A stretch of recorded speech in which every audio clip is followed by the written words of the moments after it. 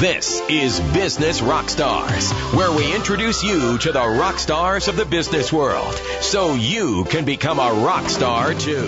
Here's a term for you. Listen, learn, and don't copy. How do you apply that to your life, to your business? Listen, learn, don't copy. Our rock star firmly believes in that mantra. Ken Rutkowski, listen to Business Rockstars, KFWB Newstalk, 980. Listen, learn, and don't copy. Dr. Dolev Rafaeli is joining us. He is the CEO of PhotoMedex. Dove, what is this whole listen, learn, don't copy? I thought we're supposed to copy and make something better. Well, first, Ken, thank you for having me on the show. We started years ago in the business of global selling of products for skincare. Okay. And we knew that we were running against a glass ceiling. We were a small, tiny company. We had all the technology in place. We knew what we needed to do. We knew there's a market out there. We knew we didn't have the resources to break that glass ceiling. There was a glass ceiling, and every year that there's a new glass ceiling that we have to break. We took that concept of listen, learn what the other guys do. Mm-hmm. Do not copy, because if you copy them, you're going to be smaller than them. Over the last 4 years, we went from 16 million to 70 million to 132 million to 221 million in sales just in 2012. Just because you've created something better than what the other people had. Correct. And what we do is completely, uniquely different. I mean, we do have different technologies. We're a very high-tech company in that sense. We have over 250 patents. We have multiple applications. We work in multiple markets, and all of that is very important. But the way we do this makes us successful, not the fact that we have a technology. Because I know of a lot of companies that have technologies, and they just don't know how to go to market. They don't know how to make use of the resources they have. I was listening to some of your shows, and it seems like a lot of these startup companies are requiring, or they're using a lot of resources just to get up and running, just to get up and selling. And if you look at us, at our history, we were founded as a private company in 1998 with just a little bit over $5 million in investment.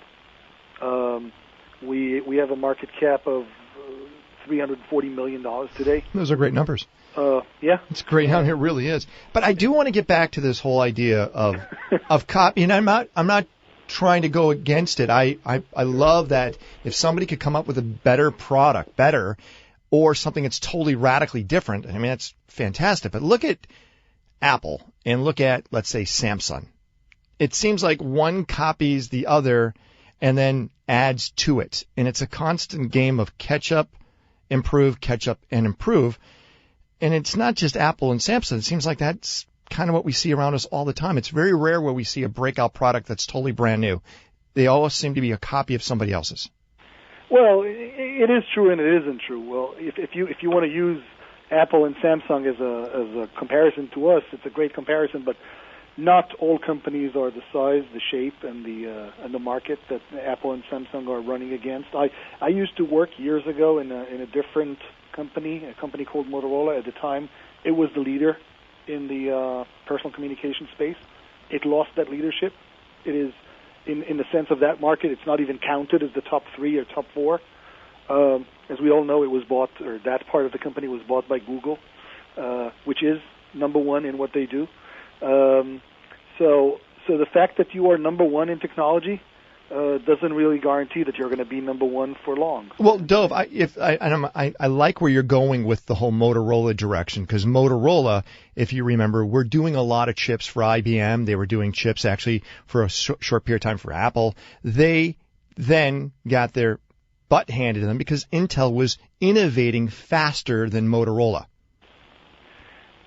True, but I'm a little bit older than that. Oh, okay. And I worked there when Motorola was the leader in communication. Mm-hmm. It was the leader in everything that had to do with communication in walkie-talkies and. Oh, you're going way back. Okay. Yes, and then wait, hold on a second, and then they became the leaders in personal cell phones. They did the StarTech. That's right. Right, and the StarTech was the leader of the market until as you say, they got their head handed over to them by the others using design. It had nothing to do with technology.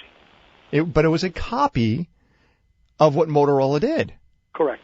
So we are in a different stage. PhotoMedex is a market leader, and it's our sales last year were $220 million, which probably is a market revenue equivalent of about $1 billion. It's big for what we do. We broke the glass ceiling. The glass ceiling was, for companies that were competing with us, was about $100 million in sales, and when they reached $100 million, they stopped making money. We, at $220 million, made last year just over $45 million in EBITDA, or net profit. These are great numbers. Dr. Dolev Rafaeli is joining me. He's the CEO of PhotoMedex. Where are you based, by the way?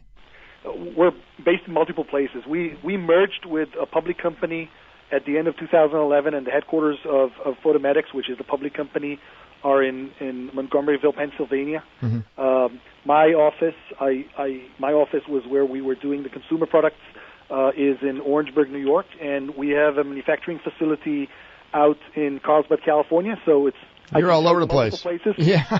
in addition to that, we sell in 55 countries around the world, and we have 2 subsidiaries, one in the UK, taking over all of the sales in Europe, and another one in Israel, which handles I got it. The rest of the world. You have a big footprint. Let's just put it that way.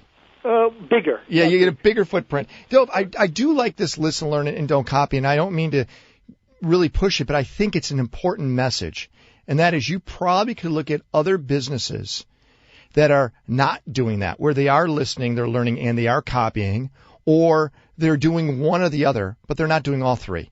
And I'm wondering, when you look at businesses and they are not following your mantra, do you feel that they have a higher propensity of failing? They do, and they do because they pay too much attention to and pride to their own outcomes, their own technologies, and they think, oh, I have this technology, it's going to rock and shake the world, but nobody knows about it. And in order to make people know about it, they need to put resources into this. We spend around the world. We spent last year $62 million in advertising. For a company our size, that's a lot of money. We need to make enough money to spend that much of an advertising spend, plus make the profit we make. So the companies that compete with us, whether they're very small, whether they're our size, or whether they're much bigger, they need to put to make the decision to spend that much of money and to start running into the direction they believe is the right direction. And this is what we did. We said, okay, let's look at what the others are doing. Let's look at how they advertise, at how they position the products, at how they price the products, and choose to do our way using the following 4 things. First, everything we do has to work. Now, we're in the medical device business, right. So everything we do has to work. It's easier said than done, because if you want something to work, sometimes there's limitations, and you want it to work for everyone, for every consumer. So that's the first thing. The second thing is we need to have IP protection. We need to have patents. Right, patents. And we have over 250 of these. But if you look at the other companies in the market competing with us, some of them actually have products that are very good. They work. Well, here, Dove, before you go into the other 2, I would... Sure. I want to know what they are. I think they're really important. We're going to find out exactly what this leads to success. I also, since you've been with so many amazing companies, we would like to learn about just great management skills. You've managed companies that have thousands of employees. Just what it takes to be a good manager, a good leader, and make sure the troops are always there, hearing the right message to move the company forward. Okay, got all that? I think you can do it. I know you can do it. This guy's a rock star. We have a rock star on the phone. We're going to find out exactly what it takes to make sure your company is always listening, moving forward, and not copying. I'm Ken Rutkowski. Listen to Business Rockstars, KFWB Newstalk 980.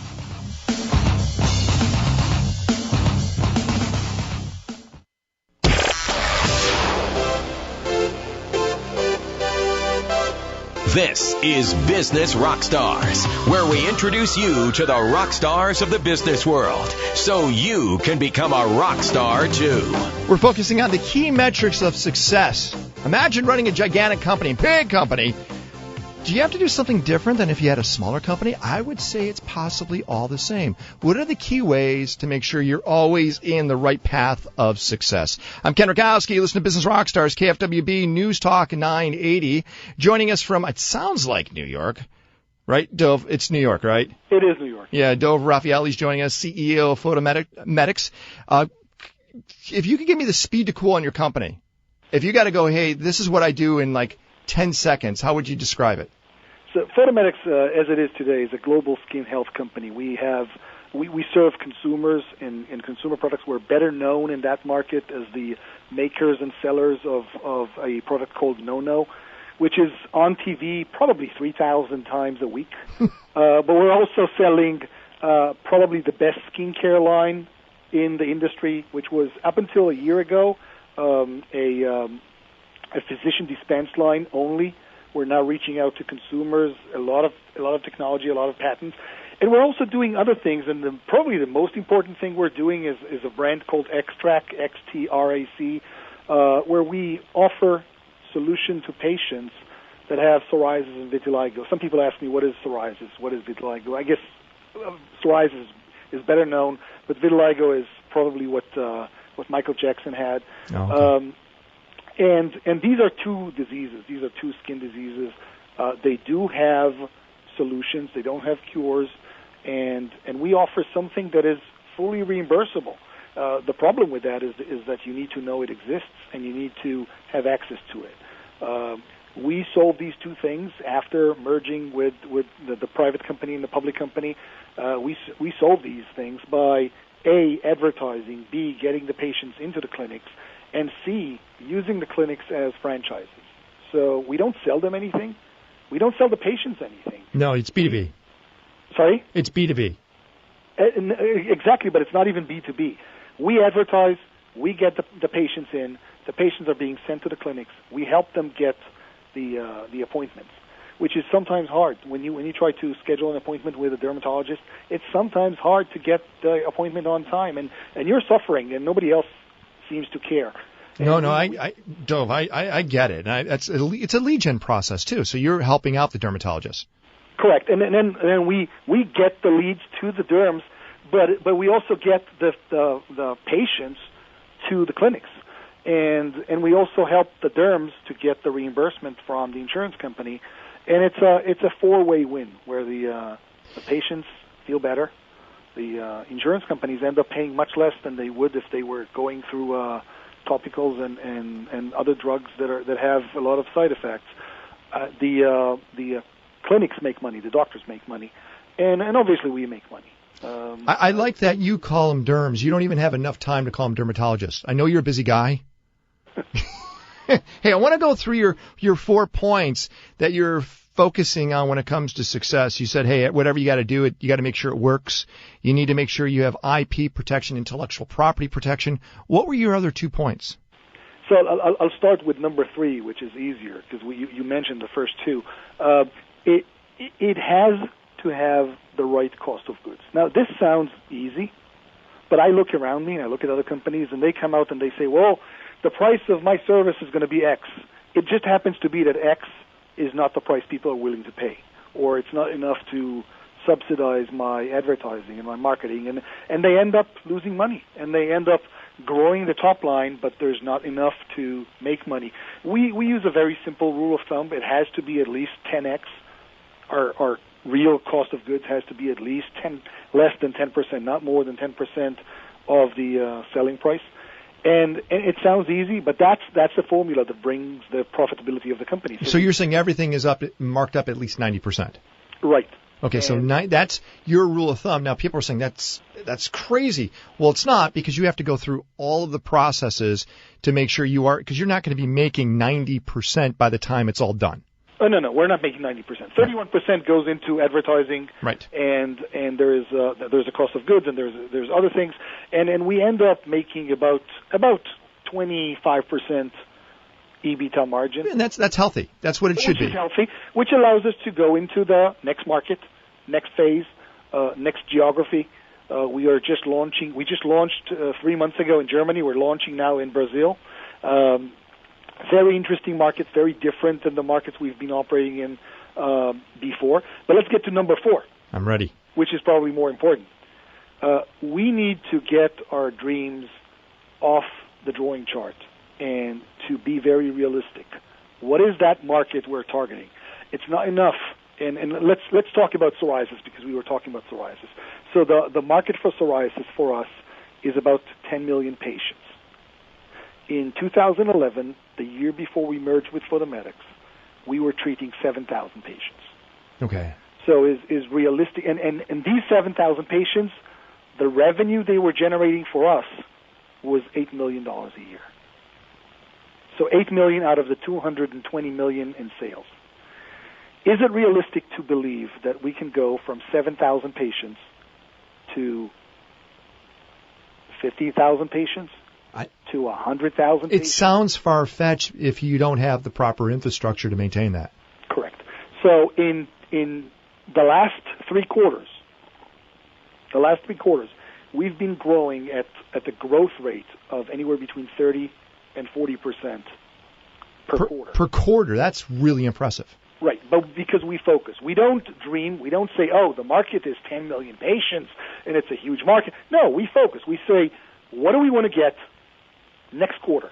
What do we want to get the first month of the quarter, the second month of the quarter, the third month of the quarter? Now, understand, listeners, Dolev Rafaeli's the CEO of PhotoMedex. They are a publicly traded company on the NASDAQ. PHMD is the stocker symbol. Now, you as a publicly traded company, Dolev, you are talking about historical paths of where things have gone. Correct. I can never talk about future. You can't.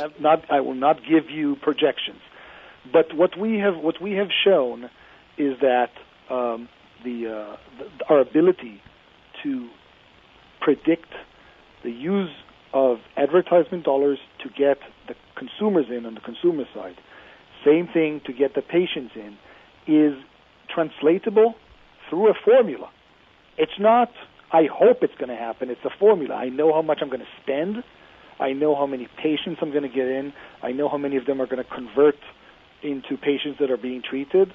I know how many of my customers, consumers, are going to convert into buyers. These buyers show up either through call centers. We have hundreds of agents in call centers around the country and around the world. We do this in multiple languages. We do this in e-commerce.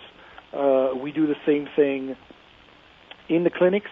We know what's going to happen. We know more or less what's going to happen in the next quarter, what's going to happen in the following quarter, and it goes according to a plan. It's a plan. I like that. Hey, Dove, I would love for you to come in studio next time you're over on the left coast. Can you make that happen? The left coast. Yeah? Sure. I'm being serious because you're definitely one of these guys. I want to experience your personality in person because you definitely are hitting all the high marks on my book. You're doing a great job. So people want to find out more about your company. Where do they go? They go to photomedex.com for the corporate site. They go to www.mynono.com for the Nono brand. They go to www.neova.com for the Neova brand. Or they call us, and we're very high on customer service. There you go. We want them to be satisfied. Dolev Rafaeli, I really appreciate you spending time with us. Thanks a lot. Thank you, Ken. I love all those points. You know, you have to make sure it works. You need to make sure you have IP protection. You got to get the costs right. Hey, now, and also, you got to get the dreams off the drawing board. I'm Ken Rutkowski. You listen to Business Rockstars.